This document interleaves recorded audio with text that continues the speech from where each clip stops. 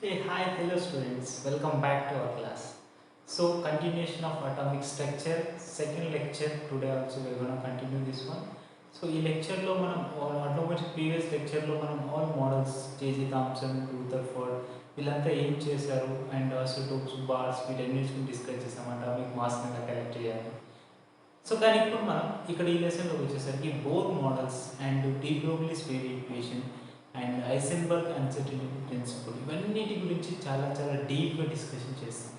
ఎందుకంటే కొంచెం video length అనేది ఎక్కువగానే ఉండొచ్చు, ఎందుకంటే డీప్గా డిస్కస్ చేస్తున్నాం కాబట్టి, ఆబ్జెక్టివ్ ఓరియంట్లో డిస్కస్ చేస్తున్నాం కాబట్టి definitely it will take much time. So కంప్లీట్గా చూడండి, ఓపికతో చూడండి. ఆబ్జెక్టివ్ ఓరియంట్లో డిస్కస్ చేస్తున్నాం కాబట్టి నీట్గా అర్థం చేసుకోవడానికి ట్రై చేయండి. అండ్ మళ్ళీ చెప్తున్నాను, ఫాస్ట్గా పాయింట్ టు పాయింట్ రాస్తున్నాను. అండ్ మీకు ఇంకా డీటెయిల్ కూడా నోట్స్ కావాలంటే డెఫినెట్గా మీకు ఆ నోట్స్ పీడిఎఫ్ను మీ టెలిగ్రామ్ మన టెలిగ్రామ్ ఛానల్లో ప్రొవైడ్ చేస్తాను. Okay, let's start class today. So atomic structure lecture 2 discuss చేస్తున్నాం. ప్రీవియస్ లెక్చర్ ఒకవేళ వినకపోతే డిస్క్రిప్షన్లో లింక్ ఇస్తాను, చూడండి. అందులో బేసిక్స్ అంటే ఓవరాల్గా మామూలు ఈ క్లాస్లో డిఫరెంట్ సైంటిస్టులు ఆటమ్స్ గురించి ఎలా డిస్కస్ చేశారో, ఒక చిన్న ఆటం తీసుకుంటే ఆటంలో ఎన్ని ఉంటాయి అంటే ఎన్ని kind of electrons, protons, neutrons, mesons, microns ఉంటాయి అనేటి వాటి గురించి ప్రీవియస్ లెక్చర్లో డిస్కస్ చేసాం. ఇప్పుడు మాత్రం ఈ వీడియోలో అటామిక్ స్ట్రక్చర్ 2లో ఓవరాల్గా బోర్స్ మోడల్స్ గురించి, ఆ తర్వాత డి బ్రోగ్లీస్ వేవ్ ఈక్వేషన్ వీళ్ళంతా మనకి ఎలా డెవలప్ చేశారు వేవ్ థియరీని, and next Heisenberg uncertainty principle, ఈ త్రీ థియరీస్ గురించి డిస్కస్ చేసాం. So before going to start Bohr's model మనకు వేవ్ థియరీ అనేది కంపల్సరీగా తెలియాలి. What is wave theory? So we know that the light is a radioactive light. So ఈ radioactive వేకి కంపల్సరీగా డ్యూయల్ నేచర్ ఉంటుందని చెప్పాం. సో డ్యూయల్ నేచర్ అంటే కంపల్సరీ పార్టికల్ నేచర్ ఉంటుంది అండ్ వేవ్ నేచర్ అని కూడా చెప్తాం. కాబట్టి లైట్కి డ్యూయల్ నేచర్ ఉంది కాబట్టి ఈ లైట్లో ఉన్న ప్రోటాన్స్ లేకపోతే ఎలక్ట్రాన్స్ అనేటివి ఎలా డెవలప్ అవుతున్నాయి, ఒకవేళ ఎలక్ట్రాన్స్ అనేటివి న్యూక్లియస్ చుట్టూ రివాల్వ్ అవుతున్నప్పుడు ఎలా అవుతున్నాయని తెలియాలంటే ఫస్ట్ ఆఫ్ ఆల్ మనకి ఈ లైట్కి ఎన్ని నేచర్స్ ఉన్నాయని తెలియాలి. లేకపోతే మనకు కంప్లీట్గా కంపల్సరీ పార్టికల్ నేచర్ ఉంటుంది అండ్ వేవ్ నేచర్ అనేది ఉంటుంది. సో పార్టికల్ నేచర్ని ఎక్కడ డెవలప్ చేస్తాం? పార్టికల్ నేచర్ అంటే ఏంది? Particle nature is nothing but planks scientist వచ్చి ఏం చెప్పాడంటే the packet of energy is always available in quanta. Always energy అనేది ఒక రేడియో యాక్టివ్ అంటే లైట్ నుంచి సోర్స్ వస్తుందంటే డెఫినెట్గా మనకి ఎనర్జీ అనేది ట్రావెల్ అవుతున్నట్టే కదా. సో ఆ ఎనర్జీ ట్రావెల్ అవుతున్నప్పుడు ఆ ఎనర్జీ ఎలా డెవలప్ అవుతుంది, ఎలా మనకు దొరుకుతుంది అని చెప్తే అక్కడ ఏమవుతుందంటే ప్యాకెట్ ఆఫ్ ఎనర్జీలో దొరుకుతుంది, దాన్నే క్వాంటా అని చెప్తాం. సో ఈ క్వాంటా ఎనర్జీ అనేది పార్టికల్ నేచర్ని బేస్ చేస్తుంది. ఈ పార్టికల్ నేచర్ని బేస్ చేసుకొని ప్లాంక్స్ అనే సైంటిస్ట్ ఏం చెప్పిందంటే కంప్లీట్గా ఎనర్జీ అనేది ఒక ప్యాకెట్ ఆఫ్ రూపంలో దొరుకుతుంది. ఆ energy is always directly proportional to frequency అని చెప్పిండు. ఇక్కడ ఫ్రీక్వెన్సీ అంటే మనకి ఇలా డిస్కస్ చేస్తాం. సో ఇప్పుడు మనకి ఫ్రీక్వెన్సీ వాల్యూని ఇలా డిస్కస్ చేస్తూ ప్లాంక్ సైంటిస్ట్ ఏం చేసింది, ప్లాంక్ క్వాంటమ్ థియరీ అంటే that is E is equal to H new అని రాశాడు. Here new is a frequency of the wave and H is the planks constant అని రాస్తాం. సో వీటన్నిటి గురించి డిస్కస్ చేద్దాం.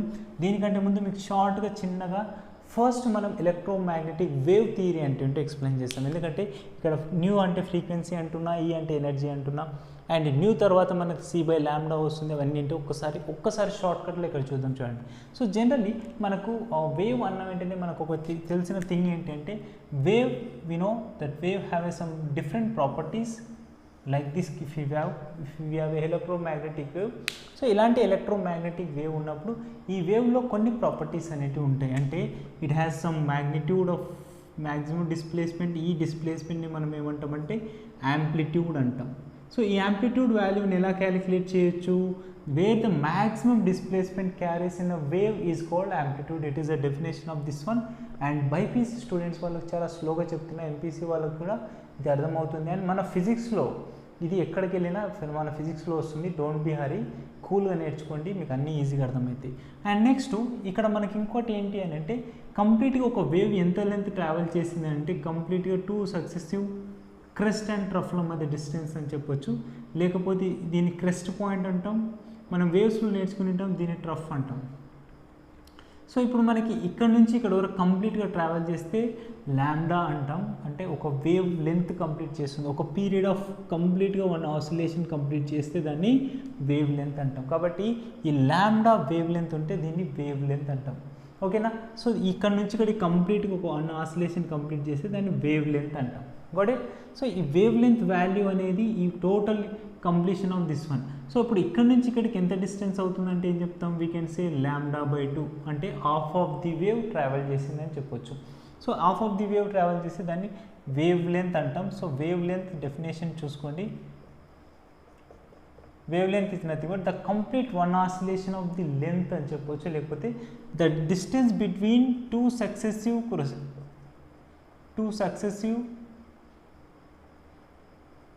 Successive points in a wave. ఏదైనా కావచ్చు, రెండు ట్రఫ్స్ ఉండొచ్చు, రెండు క్రెస్ట్ ఉండొచ్చు, ఏదైనా సరే టూ సక్సెసివ్ పాయింట్స్ మధ్యలో. అంటే ఇక్కడ స్టార్ట్ అయితే వేవ్ కంపల్సరీగా ఇలా ట్రావెల్ చేసి ఇలా ట్రావెల్ చేసి ఇలా ట్రావెల్ చేసి ఇలా ట్రావెల్ చేసి ఇక్కడికి వచ్చి ఎండ్ అవ్వాలి. అప్పుడు వీటి యొక్క మధ్యలో డిస్టెన్స్ ఎంత అవుతుంది? λ అవుతుంది. అంతే, సింపుల్. అంటే ఎక్కడికి వెళ్ళినా సరే ఓవరాల్గా 360 degrees కంప్లీట్ చేసేటట్టు వేవ్ కంప్లీట్ చేస్తే చాలు, దాన్ని వేవ్ లెంత్ అంటాం. సో ఈ వేవ్ లెంత్ను λతో డినోట్ చేస్తాం. దీన్ని ఎలా యూజ్ చేయాలి? λ. సో దీన్ని λ అని అంటాం, అది గుర్తుపెట్టుకోండి. అండ్ నెక్స్ట్ మనకు వచ్చేది ఏంటి? Frequency. So what is frequency? Frequency న్యూతో చూపిస్తాం. We are using or we have calling this one nu, NUE, nu అంటాం. సో ఇలా యూజ్ చేస్తారు. కొన్ని బుక్స్లో F ఉంటుంది, N ఉంటుంది, ఏ తీసుకున్నాం నో ప్రాబ్లం. ఫిజిక్స్కి వచ్చేసరికి డిఫరెంట్గా యూజ్ చేస్తాం. సో ఈ ఫ్రీక్వెన్సీ వాల్యూని ఎలా కన్సిడర్ చేస్తామంటే the number of oscillations per second అంటాం, లేకపోతే the ratio of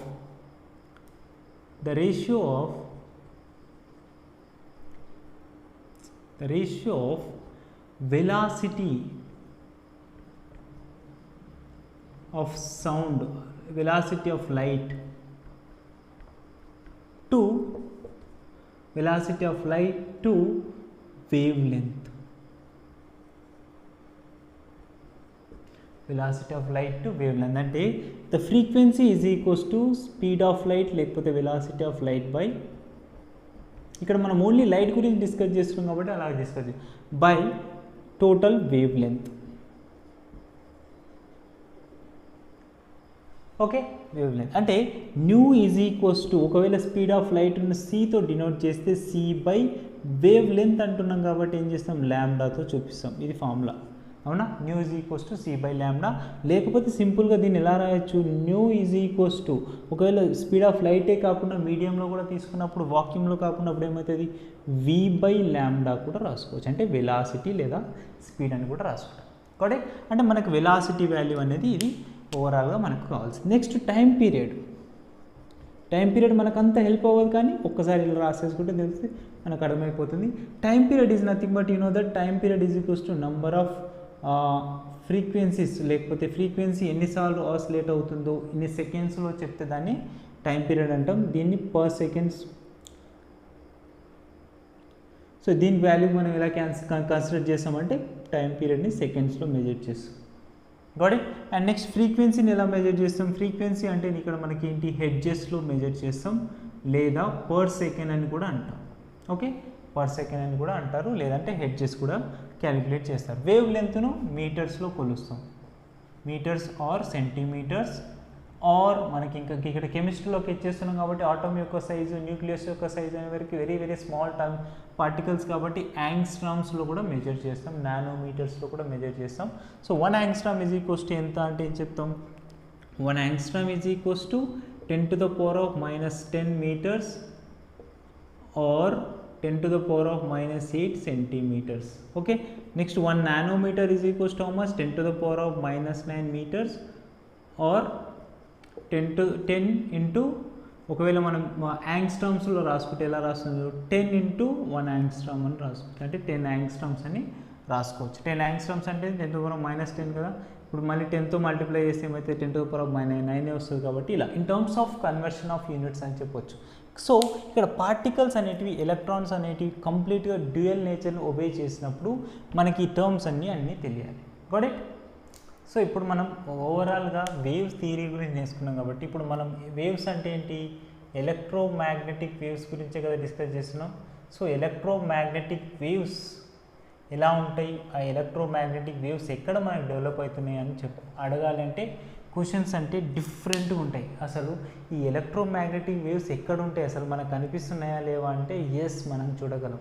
so electromagnetic waves ఎక్కడ కనిపిస్తాయి చెప్పండి, మనకు విజిబుల్ లైట్, సన్ నుంచి వస్తున్న లైట్ని ఏం చెప్తాం, ఎలక్ట్రోమాగ్నెటిక్ వేవ్స్ అంటాం, రేడియేషన్ అంటాం. రేడియో మనం అలాంటి ఒకటి కనిపించేదని చెప్తాం. నెక్స్ట్ మనం స్విచ్ ఆన్ చేసిన వెంటనే ఎఫ్ఎం ఆన్ అవుతుంది. ఎఫ్ఎం ఆన్ అయిన వెంటనే ఏమవుతుంది, మనకు సిగ్నల్స్ పాస్ అవుతూ మనకు ఆ సర్టెన్ ఫ్రీక్వెన్సీ దగ్గర పాటలు రావడం, వాళ్ళ కంటిన్యూషన్ ఆఫ్ రేడియో స్టేషన్ నుంచి వాళ్ళకు సంబంధించిన రిలేటెడ్ ఇన్ఫర్మేషన్ మనకు తెలుస్తుంది. అంటే అక్కడ ఏంటి, రేడియో సిగ్నల్స్ వాడుతున్నాం. అదేవిధంగా మనం ఇన్ఫ్రారెడ్ రేస్ అంటే ఇన్ఫ్రారెడ్ యూజ్ చేస్తూ డెప్త్లో ఎక్కడైనా డెప్త్కి వెళ్ళే రాడార్ సిస్టమ్ లాంటి ఎక్కడైనా మనం డెప్త్లో సౌండ్స్ని మెజర్ చేయాలనుకున్నప్పుడు ఏం చేస్తాం, ఇన్ఫ్రారెడ్ రేస్ని వాడుతున్నాం. అంటే అవి ఒక ఎలక్ట్రోమాగ్నెటిక్ వేవ్స్. అండ్ మైక్రోవేవ్స్, మనం కిచెన్లోకి వెళ్తే మైక్రోవేవ్ అని ఉంటుంది. ఏదైనా వస్తువు కనుక కూల్ అయిపోతే ఇమీడియట్గా దాంట్లో పెడితే ఇమీడియట్గా with in a span of సెకండ్స్లో మనకు హాట్ అయిపోయి బయటకు వస్తుంది. అక్కడ మైక్రోవేవ్స్ అని, మైక్రోవేవ్స్లో మైక్రోవేవ్స్ వాడతాం. సో ఇక్కడ ప్రతి దగ్గర ఏవేవో వాడుతూ ఉన్నాం. అంటే ఇక్కడ ఏమవుతుందంటే ఓవరాల్గా ఎలక్ట్రోమాగ్నెటిక్ వేవ్స్లో మనకి ఎనర్జీస్ అనేటివి అంటే ఫ్రీక్వెన్సీ వాల్యూ అనేది కంప్లీట్గా చేంజ్ అవుతుంది. ఈ ఫ్రీక్వెన్సీ వాల్యూ అనే రేంజ్ని బేస్ చేసుకొని మనకు చాలా చాలా వేవ్స్ అనేటివి నేచర్లో కనిపిస్తాయి. సార్ మరి ఇవన్నీ కనిపించట్లే కదా, మైక్రోవేవ్స్లో అవి మైక్రోవేవ్స్ కనిపించట్లేదు, ఇన్ఫ్రారెడ్ రేస్ కనిపించట్లేదు. వాటి వాల్యూస్ అన్నీ మనకి ఎలా తెలుస్తాయి అని అంటే వీటి యొక్క రేంజ్ ఆఫ్ ఫ్రీక్వెన్సీ ఉంటుంది. 10⁶ హెర్ట్జ్ ఉంటే దీన్ని రేడియో వేవ్స్ అంటాం. అంటే మన ఫ్రీక్వెన్సీ అనేది రేడియో సిగ్నల్, అంటే ఈ సిగ్నల్ దగ్గర ఉన్నప్పుడు మాత్రమే మనకు రేడియో సిగ్నల్ అనేది వస్తుంది. అందుకే 98.3 మెగా హెర్ట్జ్ అని ఉంటుంది. ఎప్పుడైనా సరే మీరు రేడియో సిగ్నల్ ఒక ఎగ్జాంపుల్ తీసుకుంటే 98.3 హెచ్జెడ్ ఏముంటుంది, ఎంహెచ్జెడ్ అని ఉంటుంది. ఎం అంటే ఏంటి, ఇక్కడ మెగా, 1 మెగా అంటే 10⁶. ఈ రేంజ్లో ఉన్నప్పుడు మాత్రమే ఆ రేడియో సిగ్నల్ అనేది మనకు ఉంటుంది. ఇంత mega hertz off frequency carry చేయాలి. నెక్స్ట్ మనకి ఇంకొకటి ఏమవుతుంది, 10⁻10 వాల్యూ తీసుకుందాం, హెర్ట్జ్ తీసుకుందాం. దీన్ని ఏమంటామంటే ఆ మైక్రోవేవ్స్ అంటాం. మైక్రోవేవ్స్, ఈ మైక్రోవేవ్స్ ఏమైతే మైక్రోవేవ్స్లో యూజ్ చేసినప్పుడు ఆ పార్టికల్ మీద ఎక్కువగా దాని మీద ఎనర్జీ అప్లై చేసి ఆ పార్టికల్ అంటే మనం యూజ్ చేసిన బన్ కావచ్చు, లేకపోతే ఇంకేదైనా ఎగ్ పప్ కావచ్చు, కర్రీపప్పు కావచ్చు, హీట్ అవ్వడం అనేది జరుగుతుంది. ఇది మైక్రోవేవ్స్ అంటాం. అండ్ నెక్స్ట్ 10⁻13 వాల్యూ హెర్ట్జ్ ఉన్న వాల్యూ ఉంటే దీన్ని ఐఆర్ రేస్ అంటాం, ఇన్ఫ్రారెడ్ రేస్ అంటాం. సో ఇన్ఫ్రారెడ్ రేస్ యూజ్ చేసి ఏం చేస్తాం, రాడార్ సిస్టమ్స్లో ఇన్ఫ్రారెడ్ను మోస్ట్ ప్రాబ్లమ్ అని. రాడార్ సిస్టమ్ అంటే ఏంటి, ఇక్కడ radar system is used in sea లెవెల్లో ఉన్నప్పుడు మనకు డెప్త్లో సబ్మెరైన్స్ వెళ్తున్నప్పుడు ఆ సౌండ్ అవతల నుంచి వచ్చిన శత్రువుని ఎలా ఎదుర్కోవాలని చెప్పాలంటే సింపుల్గా మనం రాడార్స్ యూజ్ చేసి అవతల ఎవరు వస్తున్నారని తెలుసుకోవడం కోసం రాడార్ కమ్యూనికేషన్ ద్వారా మనకు ఈ సిగ్నల్స్ అనేవి, అంటే దీని యొక్క రేంజ్ ఉంటుంది 10⁻13 హెర్ట్జ్ ఉంటుంది. అండ్ నెక్స్ట్ 10⁻15 హెర్ట్జ్ ఉంది అనుకోండి. 10⁻15 హెర్ట్జ్ ఉంటే దీన్ని ఏమంటామంటే విజిబుల్ లైట్ అంటాం. So this is visible light. So ఇవే కాకుండా ఇంకా మన నెంబర్ ఆఫ్ ఉంటాయి, మన బుక్స్లో చాలా ఉంటాయి, చూసుకోండి ఒకసారి. సో విజిబుల్ లైట్ అంటే ఏంటి, మనకు కనిపించే light. We have a 7 colours. White colour ఉంది కదా, ఈ వైట్ కలర్ను ఫామ్ చేస్తూనే మనకి ఏమవుతుంది, విబ్జిఆర్ ఫామ్ అవుతుంది. అంటే ఓన్లీ మనం ఈ 7 కలర్స్ని మాత్రమే చూడగలుగుతున్నాము. ఎక్కడ, దిస్ పర్టికులర్ సర్టెన్ ఫ్రీక్వెన్సీ దగ్గర 7 కలర్స్ని మాత్రమే విజువలైజ్ చేస్తున్నాము.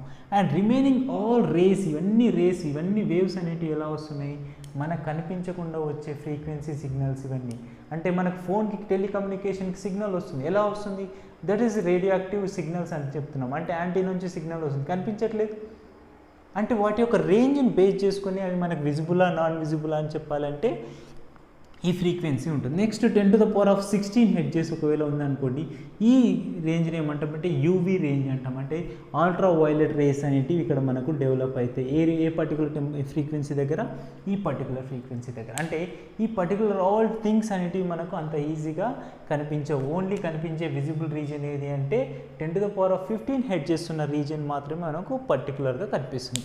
కాబట్టి సో ఈ రేంజెస్ను మనం ఏం చేస్తున్నాం, ఎలక్ట్రోమాగ్నెటిక్ వేవ్స్లో డిఫరెంట్గా ఉన్నాం. ఒకవేళ మనం స్పెక్ట్రమ్ తీసుకుంటే ఇలాగా స్పెక్ట్రమ్ తీసుకుంటే ఓన్లీ మనకు విబ్జిఆర్ తప్ప మనకి ఏ రేస్ కనిపించవు.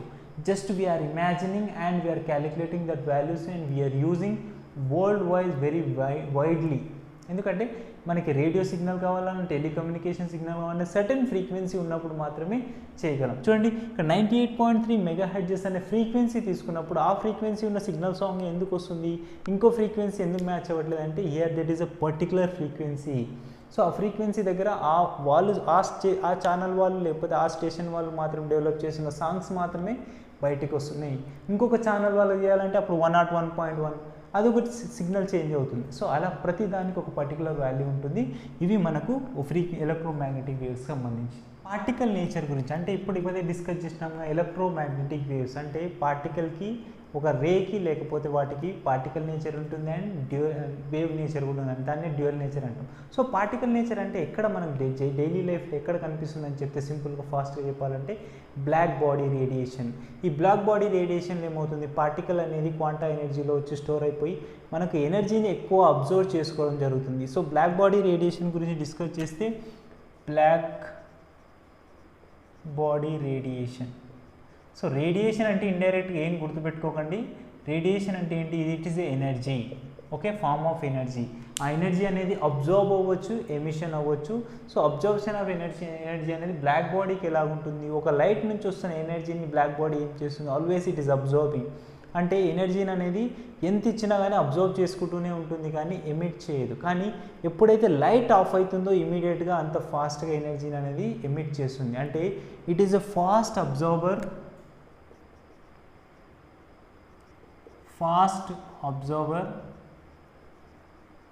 And fast emitter also. అంటే ఫాస్ట్గా ఎమిట్ చేస్తుంది కూడా. కాబట్టి ఈ పాయింట్ అబ్జర్వ్ చేయండి. ఎప్పుడైనా బ్లాక్ బాడీ అంటే ఎంత ఫాస్ట్గా ఎనర్జీని అబ్జర్వ్ చేసుకుందో అంత ఫాస్ట్గా ఎనర్జీని అనేది రిలీజ్ చేయగలుగుతుంది, ఎమిషన్ చేయగలుగుతుంది.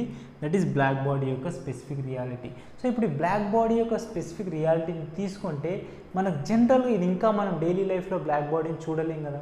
సో డైలీ లైఫ్లో ఎలా చెప్పగలుగుతున్నాం బ్లాక్ బాడీ అంటే, పార్టికల్ నేచర్ ఎలా ఉంది అంటే సింపుల్గా ఒక రాడ్ తీసుకోండి. సో ఈ రాడ్లో మనం ఒక ఐరన్ రాడ్ తీసుకొని ఐరన్ రాడ్కి బాగా హీట్ ఇవ్వండి, టెంపరేచర్ ఇస్తూ ఉండండి. టెంపరేచర్ ఇస్తూ ఉన్నప్పుడు మనకి 3 కలర్స్ అనేవి ఈజీగా 4 to 3 కలర్స్ అనేవి కనిపిస్తుంది. అంటే ఫర్ రాడ్ తీసుకుంటే ఫస్ట్ డల్ రెడ్, అవునా, డల్గా రెడ్ ఉన్న ఒక రాడ్ అనేది హీట్ అవుతున్నప్పుడు ఏమవుతుంది, మెల్లిగా రెడ్గా మనకు కన్వర్ట్ అవుతుంది. అండ్ నెక్స్ట్ డార్క్ రెడ్గా కన్వర్ట్ అవుతుంది. డార్క్ రెడ్గా కన్వర్ట్ అవుతుంది కదా. ఆఫ్టర్ దట్ ఆ రాడ్ ఏమైపోతుంది, వైట్ అయిపోతుంది. మీరు బాగా అబ్జర్వ్ చేయండి ఎప్పుడైనా సరే. అండ్ నెక్స్ట్ లాస్ట్కి ఏమవుతుందంటే బ్లూ కలర్లో కన్వర్ట్ అవుతుంది.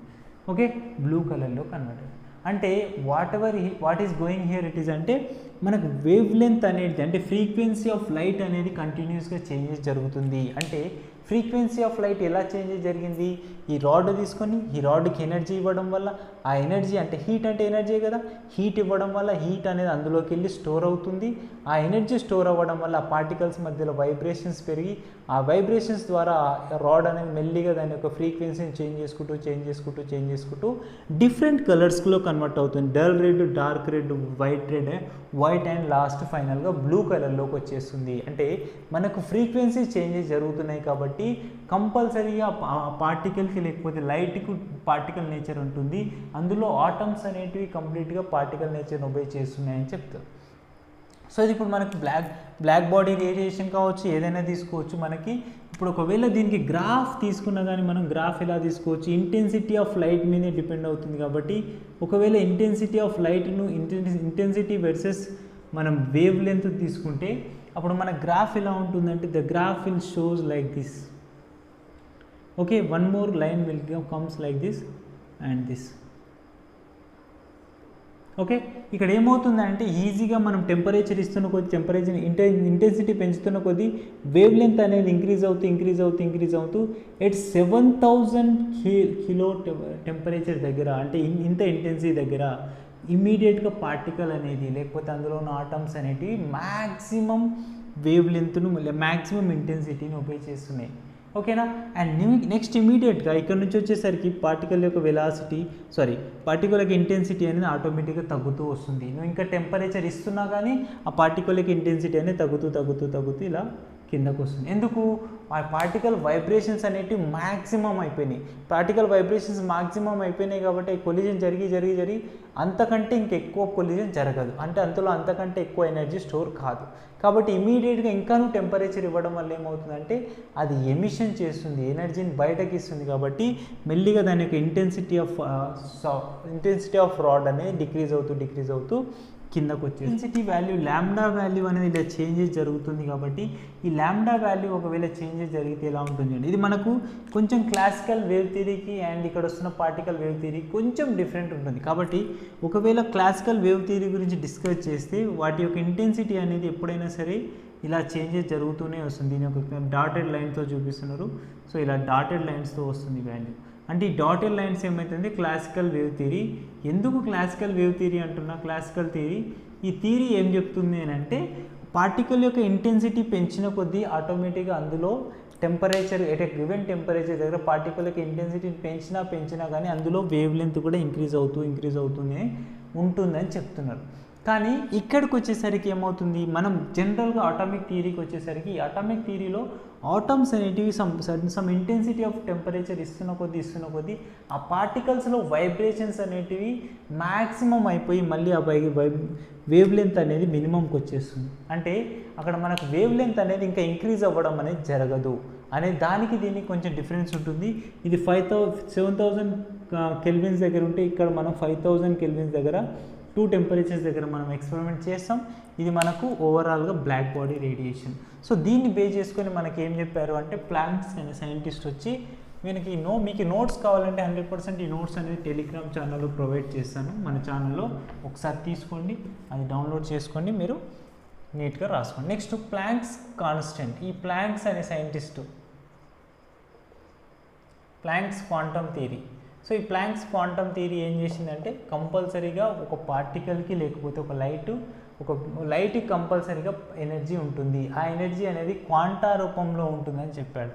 సో ఈ క్వాంటా రూపంలో ఎనర్జీ అనేది ట్రాన్స్ఫర్ అవుతుందని చెప్పాడు. ఇప్పుడు డిస్కస్ చేసాను క్వాంటా అంటే ఏంటి? It is a energy, packet of energy. ఈ ప్యాకెట్ ఆఫ్ ఎనర్జీ ఒకవేళ రాడ్లో స్టోర్ అయినప్పుడు కంప్లీట్గా కలర్స్ అనేటివి చేంజ్ అవుతున్నాయి. సో ఇలా కలర్స్ చేంజ్ అవుతున్నాయి అంటే దాని అర్థం ఏంటి? అందులో ఎనర్జీ అనేది స్టోర్ అవుతుంది అనే విషయం మీరు అర్థం చేసుకోవాలి. కాబట్టి ఈ క్వాంటా ఎనర్జీ రూపంలో డెవలప్ అవుతున్నప్పుడు వాటి యొక్క energy is always directly proportional to frequency of light లేకపోతే ఫ్రీక్వెన్సీ ఆఫ్ సోర్స్ అని చెప్తాం. సో ఈ ఫ్రీక్వెన్సీ ఆఫ్ లైట్ లేక ఫ్రీక్వెన్సీ సోర్స్ తీసి ఇప్పుడు దీన్ని డైరెక్ట్గా రాస్తే h/న్యూగా రాస్తాం. Here h is nothing but planks constant. ఈ ప్లాంక్స్ కాన్స్టెంట్ మనకి ఏం చెప్పాడు? What is the value of planks constant చెప్పండి? దట్ ఈస్ 6.625 × 10⁻−34 జౌల్ సెకండ్ అని రాస్తాం. అంటే this is H value and new is nothing but it's a frequency of light కావచ్చు, ఇంకేమైనా పర్టికులర్ టెంపరేచర్ ఆఫ్ సోర్స్ తీసుకుంటే దానికి కూడా ఫ్రీక్వెన్సీ అనేది కాబట్టి ఇప్పుడు మనకి ఇది ఓవరాల్గా ఎనర్జీ ఆఫ్ ప్లాంక్స్ కాన్స్టెంట్. ఈ ప్లాంక్స్ కాన్స్టెంట్ అనే సైన్ ఏం చెప్పినంటే పార్టికల్కి కంపల్సరీ క్వాంటా ఆఫ్ ఎనర్జీ ఉంటుంది. ఆ క్వాంటా ఆఫ్ ఎనర్జీ అనేది ఇప్పుడు ప్యాకెట్స్ రూపంలోనే ట్రావెల్ చేస్తుంది, ఒక ప్లేస్ నుంచి ఇంకో ప్లేస్కి ట్రావెల్ చేస్తుందని ప్లాంక్స్ షార్ట్కట్లో చెప్పి వెళ్ళిపోయాడు. సో ఈ థియరీ అనేది చాలా యూజ్ అవుతుంది నెక్స్ట్ స్టేజ్లో వచ్చినప్పుడు.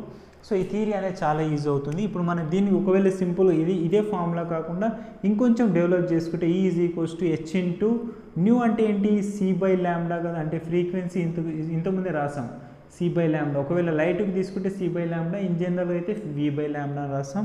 సో ఇలా కూడా రాసుకోవచ్చు, hc/λ అని కూడా దీన్ని రాసుకుంటాం. ఇక్కడ మళ్ళీ h అంటే ప్లాంక్స్ కాన్స్టెంట్. సో వీటి యొక్క ఎనర్జీకి యూనిట్స్ ఏమైతే? జౌల్స్ అయితే, అవునా? సో ఇది మనకు ఓవరాల్గా planks theory. Correct. So planks అనే సైంటిస్ట్ ఇంకా మనకి ఇంకేం చేశాడు అని అంటే ఓవరాల్గా ఇక్కడ ప్లాంక్స్ అనే సైంటిస్ట్ ఒకవేళ నెంబర్ ఆఫ్ స్టేజెస్ వస్తున్నప్పుడు కూడా మనకి ఈ ప్లాంక్స్ అనే ఈక్వేషన్ను E = n × h/న్యూ అని రాసుకుంటే ఇక్కడ n వాల్యూ అంటే integral multiple of value, that is always in terms of 1, 2, 3 and so on values. ఇక్కడ ఎప్పుడైనా సరే n వాల్యూ అనేది 1, 2, 3లో మాత్రమే చేంజ్ అవుతుంది. కాబట్టి దీన్ని ఏమంటామంటే ఇంటిగ్రల్ మల్టిపుల్ అంటాం. Integral multiple. So integral multiple అని ఎందుకు స్పెసిఫిక్గా చెప్తున్నా అంటే ఈ n వాల్యూ ఎప్పుడైనా సరే 1 ఉంటుంది, 2 ఉంటుంది, 3 ఉంటుంది, కానీ 1.1, 1.2, 1.3 అలా ఉండదు. ఓకేనా? కాబట్టి 1, 2, 3 అలాగా. అంటే ఈ వాల్యూ అనేది E1 is equals to hν ఒకవేళ 1 తీసుకుంటే, and E2 is equals to 2hν, and so on. E5 is equals to ఒకవేళ రాసుకుంటే ఏమైతే 5hν. ఇలాగే రాస్తాం వాల్యూ. అంటే ప్యాకెట్ ఆఫ్ ఎనర్జీ అనేది ఇంటిగ్రల్ మల్టిపుల్ మాత్రమే ఉంటుందని చెప్పారు. సో ఈ packet of energy integral multiple అంటే ఒకవేళ మనం ఒక బాడీ తీసుకొని ఈ బాడీ మీద మనం లైట్ సోర్స్ అనేది ఇన్సిడెంట్ అవుతుంది అనుకోండి. సో ఇలా లైట్ సోర్స్ అనేది ఇన్సిడెంట్ అవుతే లైట్ బీమ్. సో ఈ లైట్ బీమ్ అనేది ఇక్కడ ఇన్సిడెంట్ అయిన తర్వాత ఇక్కడ నుంచి ఈ పార్టికల్ ద్వారా నుంచి ఆబ్జెక్ట్ నుంచి మనకి ఏమవుతుంది, బాడీ నుంచి వేవ్ రూపంలో మనకి ఇలా లైట్ అనేది బయటికి ఎమిషన్ జరుగుతుంది. అంటే ఈ ఎమిషన్ ప్రాసెస్లో సో అబ్జర్వ్ ఎమిషన్ అవుతుంది కదా, ఈ ఎమిషన్ ప్రాసెస్లో మనకి ఎనర్జీ అనేది క్వాంటా రూపంలో వెళ్తుంది. ఆ క్వాంటా రూపంలో వెళ్తున్నది ఎంత అని అంటే this is 1 E is equal to Nhν. 1 కావచ్చు, 2 కావచ్చు, 3 కావచ్చు, అటు యొక్క వాల్యూ అనేది ప్లాంక్స్ కాన్స్టెంట్ వాల్యూ అనేది చెప్పొచ్చు. ఇది బాడీ. ఓకే, సో మనకు వచ్చేసరికి మోస్ట్ ఇంపార్టెంట్ వన్ ఏంటంటే ఫోటో ఎలక్ట్రిక్ ఎఫెక్ట్. ఈ ఫోటో ఎలక్ట్రిక్ ఎఫెక్ట్ కూడా ఫోటో ఎలక్ట్రిక్ ఎఫెక్ట్ దీన్ని ఐన్స్టీన్ అనే సైంటిస్ట్ బాగా డెవలప్ చేయడానికి ట్రై చేశాడు, photo electric effect. So photo electric effect అంటే చాలా ఈజీ మనకు కాన్సెప్ట్ కదా. ఒకవేళ ఒక మెటల్ తీసుకొని ఈ మెటల్ మీద ఒక లైట్ని ఇన్సిడెంట్ చేసినప్పుడు, ఈ మెటల్ మీద ఒక లైట్ ఇన్సిడెంట్ అయితే మనకు ఆటోమేటిక్గా లైట్ అనేది ఎమిషన్ ఆఫ్ ఎలక్ట్రాన్స్ అనేటివి, ఒకవేళ ఇక్కడ నుంచి లైట్ అనేది ఇన్సిడెంట్ అయితే ఈ ఎమిషన్ ఆఫ్ ఎలక్ట్రాన్స్ అనేటివి వేవ్ నేచర్లో ఇలా ట్రావెల్ అవుతున్నాయి, ఎలక్ట్రాన్స్ అనేటివి ఎమిట్ అవుతున్నాయి. సో ఇలా ఎలక్ట్రాన్ ఎమిట్ అయ్యేదాన్ని మనం ఫోటో ఎలక్ట్రాన్స్ అంటాం. సో ఈ ఫోటో ఎలక్ట్రాన్స్ అనేటివి ఎలా డెవలప్ అవుతున్నాయి, దేని థియరీ బేస్ చేసుకొని డెవలప్ అవుతున్నాయి, వాటికి ఎంత ఎనర్జీ కావాలి, ఎంత వర్క్ డన్ జరగాలి అనేది ఈ ఫోటో ఎలక్ట్రిక్ ఎఫెక్ట్ అనేది జరుగుతుంది. సో మన జనరల్గా ఆలోచిస్తే ఇలాంటి మెటల్ మీద, ఇలాంటి సర్ఫేస్ మీద ఒకవేళ మనం ఒక లైట్ వచ్చి ఇన్సిడెంట్ అవుతున్నప్పుడు ఆ లైట్ అనేది ఎలక్ట్రోమాగ్నెటిక్ వేవ్ కాబట్టి అందులో నుంచి ఎలక్ట్రాన్స్ అనేటివి బయటికి ఎమిషన్ అని జరుగుతాయి. ఎప్పుడు జరగాలి, వాటికి మినిమం ఫ్రీక్వెన్సీ అనేది ఉంటుంది. అంటే మినిమం థ్రెషోల్డ్ ఫ్రీక్వెన్సీ, ఆ థ్రెషోల్డ్ ఫ్రీక్వెన్సీ ఉన్నప్పుడు అంటే ఆ లైట్ యొక్క ఫ్రీక్వెన్సీతో పోల్చినప్పుడు ఈ వీటి యొక్క లైట్ యొక్క ఇంటెన్సిటీతో పోల్చినప్పుడు ఆబ్జెక్ట్లో ఉన్నప్పుడు ఈ మెటల్ అంటే దీంట్లో కూడా ఫ్రీ ఎలక్ట్రాన్స్ ఉంటాయి కదా. సో ఈ ఫ్రీ ఎలక్ట్రాన్స్ అనేటివి మనకు బయటికి రావాలి అని అంటే కంపల్సరీ దీనికి మినిమం ఫ్రీక్వెన్సీ అనేది ఉండాలి. సో ఈ మినిమం ఫ్రీక్వెన్సీతో ఇన్సిడెంట్ అయ్యి కొలిజన్ జరిగిన తర్వాత ఇందులో ఉన్న పార్టికల్స్ ఎలక్ట్రాన్స్ అనేటివి బయటికి ఎమిట్ చేయడం జరుగుతుంది. మోస్ట్లీ మనం వాడేది పొటాషియం, రుబీడియం అండ్ సీజియం. ఈ 3 ఆబ్జెక్ట్స్ని, 3 మెటల్స్ను మనం ఇందులో యూజ్ చేస్తాం, అంటే ఫోటో ఎలక్ట్రిక్ ఎఫెక్ట్లో యూజ్ చేస్తాం. ఇలా యూజ్ చేయడం వల్ల మనకు ఎలక్ట్రాన్స్ అనేవి ఎమిషన్ ప్రాసెస్లో జరుగుతుంది. ఇక్కడ మనకు థ్రెషోల్డ్